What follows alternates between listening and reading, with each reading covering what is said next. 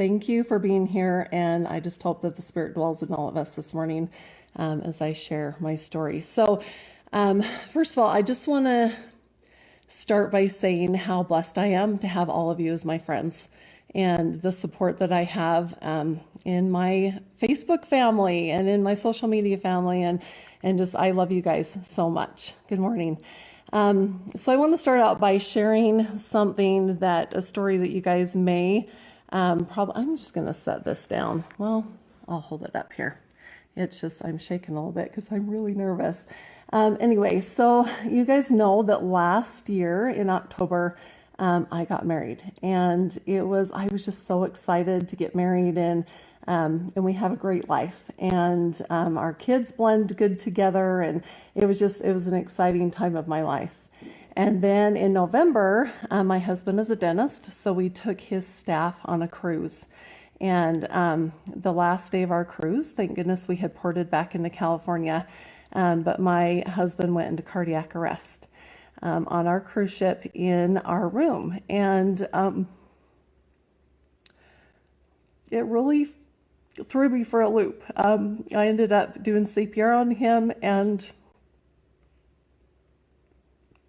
wow, until I got there to help. And then they sent me out of the room. And on our cruise as well, were 3 of his kids with us.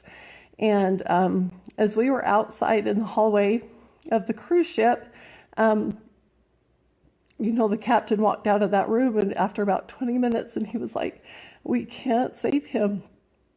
Nothing's responding. His heart's not starting." And his 3 kids we all fell in the hall together, like to our knees. And his kids had lost their mom 4 years before that to cancer. And it was a really hard time. And I just turned to that captain and I was like, "Go back in there and try one more time." And I just knelt and I prayed with those kids. And they thought I was kind of hokey, probably, because I know the chakras in the body.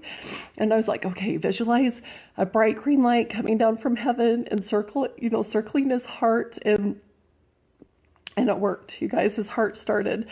And after that, after we got to the hospital, his heart stopped 17 more times as I was in an emergency room with him.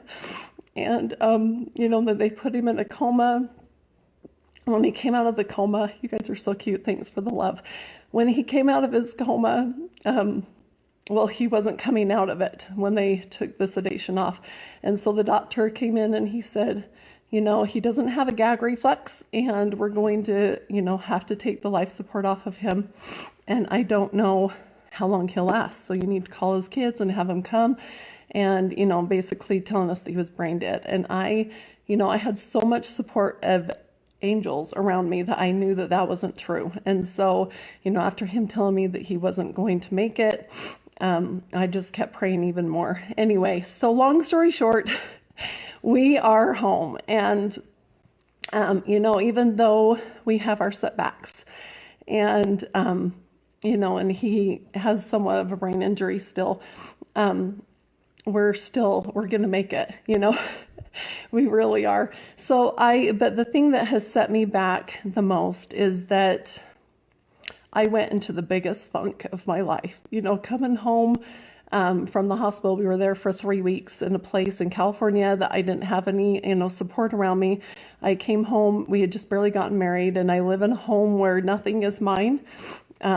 And, I moved into his home, which is beautiful and amazing. I just feel like I'm a visitor here. And I still feel that way at times, right? I need to change it up and make it my own and that kind of thing. But all of a sudden I felt like a caretaker, and I wasn't used to that, right? I was the single independent traveling person and, just doing my own thing. And I'm a caretaker, and I went into the biggest funk of my life. Pretty soon I wasn't able to even get out of bed.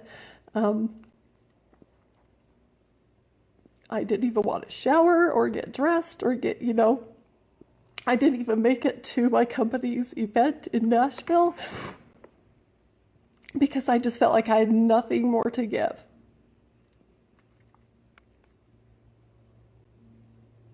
So,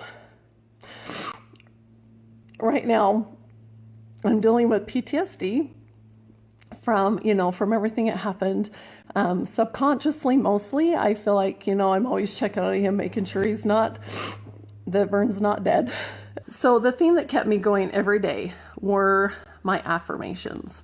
And from being able to climb out of that deep, dark hole, it was an affirmation that I would say every day, and they were different every day. For the next 30 days, I'm going to give you guys a different affirmation that helped me through my journey. That might help some of you to get out of your funk, or, to make it a better day or something. The one I want to share with you today is, which one do I want to share with you today? I love them all. So I'm going to share with you the one that I would say first thing every day, and is, I am a light and a powerful light. I stand in my truth and I'm in love with myself. And the reason why I chose that one to say first every day is because I didn't feel like I was a light and a powerful light. And so the more that I would say it, when you first start saying affirmations, you're like, I'm kind of lying to myself. But the more that you say them, they become reality.